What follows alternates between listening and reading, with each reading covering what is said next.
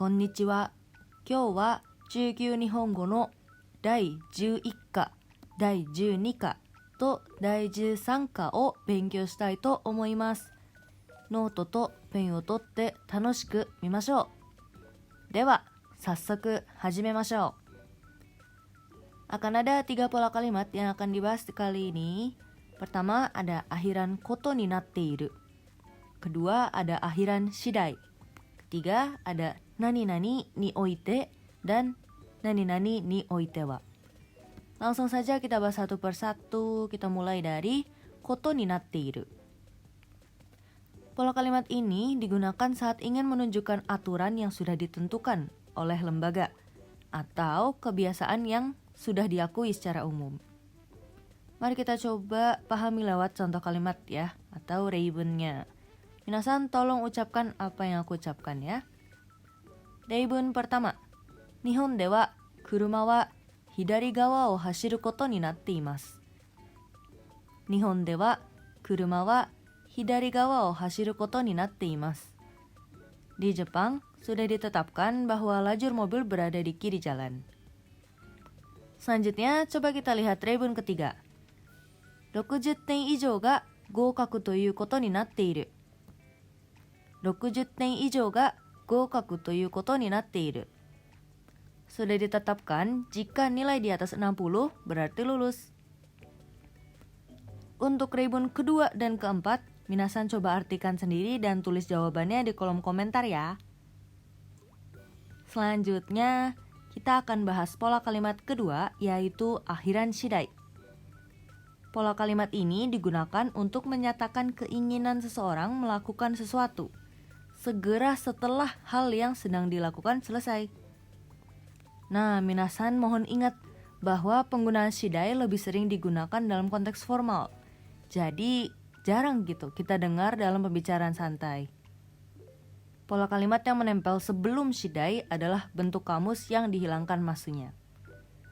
Coba kita lihat contoh kalimatnya ya. Minasan coba ucapkan apa yang aku ucapkan. Reibun pertama. Heya no junbi ga deki shidai, kaigi o hajimemasu. Heya no junbi ga deki shidai, kaigi o hajimemasu. Seselesainya ruangan disiapkan, kami akan mulai rapatnya. Kalau reibun keempat, yotei ga kimari shidai, sugu shirasete kudasai.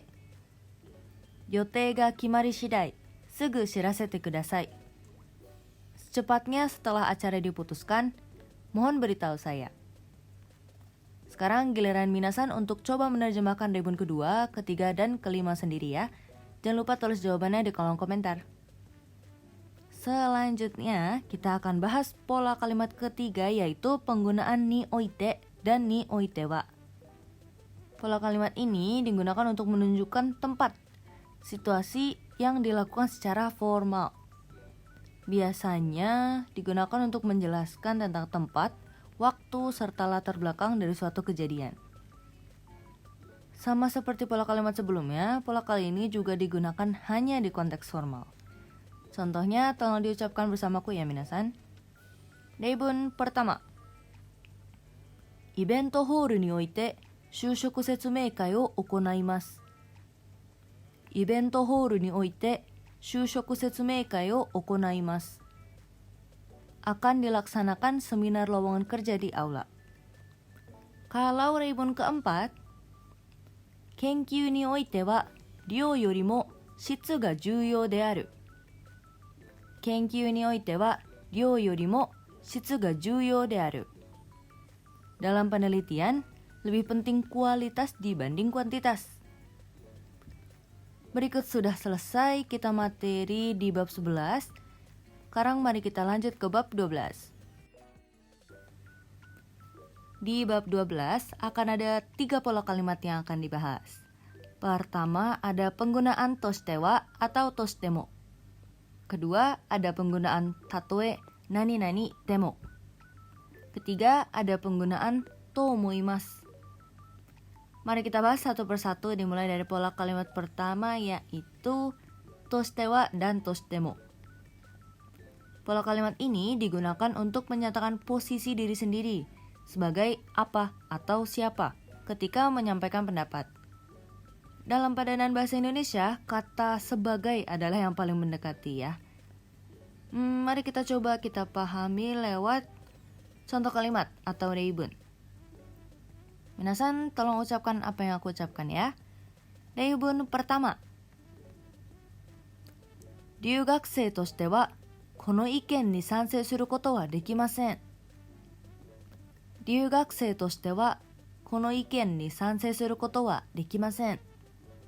Sebagai siswa pertukaran pelajar, saya tidak bisa menyetujui pendapat ini. Kalau reibun ketiga. 親としては娘が都会で一人暮らしをしているのは心配です。親としては娘が都会で一人暮らしをしているのは心配です。Sebagai orang tua, saya khawatir jika anak perempuan saya tinggal sendirian di kota. Baik, untuk reibun kedua dan keempat, minasan coba artikan sendiri dan tulis jawabannya di kolom komentar ya. Sekarang coba kita lihat reibun penggunaan toshitemo. Reibun pertama. 今から走ったとしても、もう間に合いませんよ。今から走ったとしても、もう間に合いませんよ。Walaupun kamu berlari sekarang, kamu tidak akan bisa tepat waktu. Baik, untuk reibun kedua dan ketiganya, minasan coba untuk terjemahkan dan ramaikan kolom chat dengan jawaban minasan ya. Lanjut, kita bahas pola kalimat kedua, yaitu penggunaan tatoe nani-nani temo. Pola kalimat ini menunjukkan pengumpamaan, menceritakan khayalan si pembicara. Dalam padanan bahasa Indonesia, yang paling mendekati adalah meskipun misalnya. Nah, kayak gimana tuh contohnya? Mari kita lihat ke reibun ya. Minasan coba ucapkan apa yang aku ucapkan. Reibun pertama. Tatoe kono gakkou o sotsugyou shite aenaku natte mo, anata no koto wa wasuremasen. Tatoe kono gakkou o sotsugyou shite aenaku natte mo, anata no koto o wasuremasen. Meskipun misalnya saya lulus dari sekolah ini dan tidak bisa bertemu kamu lagi, saya tidak akan melupakanmu. Kalau reibun ketiga. Tatoe kare wa isogashikute mo kuru yo. Tatoe kare wa isogashikute mo kuru yo. Meskipun misalnya dia sibuk, dia akan datang. Sekarang giliran minasan untuk coba menerjemahkan reibun kedua dan keempat sendiri. Dan jangan lupa tulis jawabannya di kolom komentar ya. Selanjutnya kita akan bahas pola kalimat ketiga, yaitu akhiran to moimasu. Pola kalimat ini digunakan untuk menyatakan bahwa hal tersebut adalah opini pribadi si pembicara.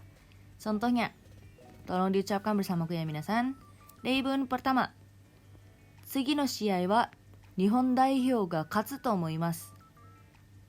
次の試合は日本代表が勝つと思います。Dalam pertandingan selanjutnya, menurut saya, wakil dari Jepang akan menang. Kalau reibun kedua, 私はあの男が犯人だと思います。私はあの男が犯人だと思います。Menurut saya, lelaki itu adalah pelakunya. Nah, sudah selesai materi bab 12. Minasan masih fokus nggak nih? Ayo semangat dengan satu bab lagi. Langsung saja kita masuk ke materi bab 13. Di bab 13 ini akan ada 4 pola kalimat yang akan dibahas. Pertama ada penggunaan ni totte, kedua ada penggunaan ni taishite, ketiga ada penggunaan sae nani nani ba. Keempat ada akhiran mai. Kita akan bahas dari pola kalimat pertama yaitu ni totte. Pola kalimat ini digunakan untuk menyatakan sudut pandang nomina. Padanan bahasa Indonesia untuk ni totte adalah bagi. Yang menempel setelah ni totte adalah nomina. Coba kita pahami lewat contoh kalimat ya. Minasan coba ucapkan apa yang aku ucapkan. Reibun pertama. Watashi ni totte saikou no deai wa Michael sensei ni deatta koto deshita. Watashi ni totte 最高の出会いはマイケル先生に出会ったことでした。Pertemuan terbaik bagi saya adalah pertemuan saya dan Michael Sensei. Reibun ketiga. 田中さんにとって仕事と家族とどちらが大切ですか？田中さんにとって仕事と家族とどちらが大切ですか? Bagi Tanaka-san, yang mana yang lebih penting di antara pekerjaan dan keluarga?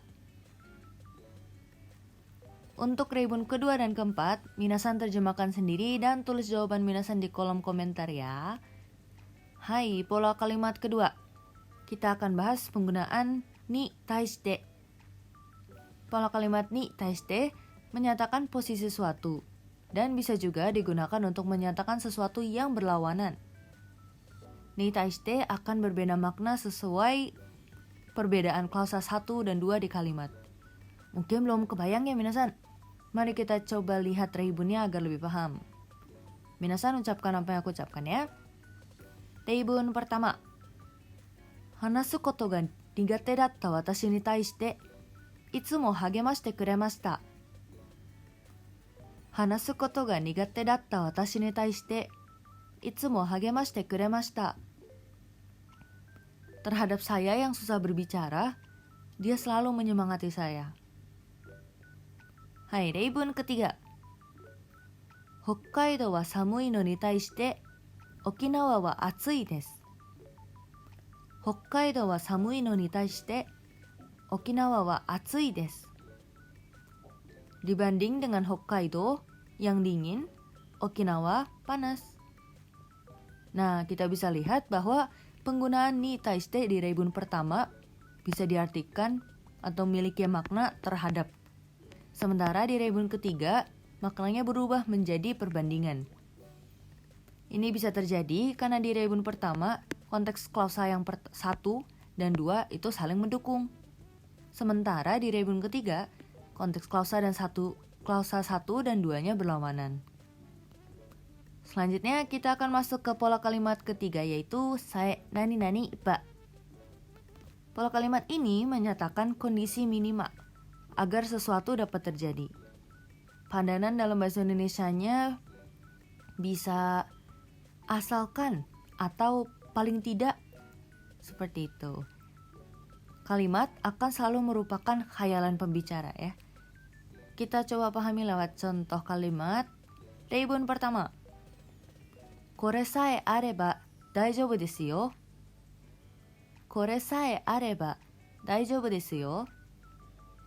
Asalkan ada ini, maka tidak ada apa-apa. Asalkan ada ini, maka tidak apa-apa. Kalau reibun keempat, okane sae areba shiawase desu. Okane sae areba shiawase desu. Asalkan ada uang, saya akan bahagia. Untuk reibun yang belum dibahas, minasan yang terjemahkan sendiri ya. Selanjutnya, pola kalimat terakhir di bab ini yaitu akhiran mai.